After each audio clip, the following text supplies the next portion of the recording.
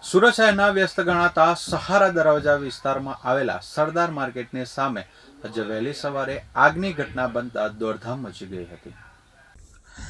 સરદાર માર્કેટની સામે ફ્રૂટ માર્કેટની નજીક બે દુકાનોને જોડીને એક મોટું ગોડાઉન આવેલું છે। આ ગોડાઉનમાં ફ્રૂટ પેક કરવા માટેના પૂંઠાના બોક્સ અને પ્લાસ્ટિકના કેરેટનો મોટો જથ્થો સંગ્રહિત હતો।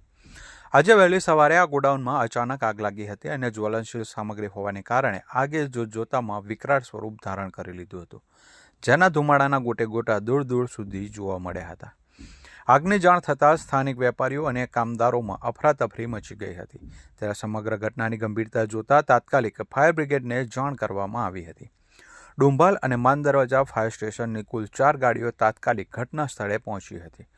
ફાયર ફાઇટરોએ સતત પાણીનો મારો ચલાવી અંદાજે 1 કલાકની ભારે જહેમત બાદ આગ પર સંપૂર્ણ કાબૂ મેળવ્યો હતો।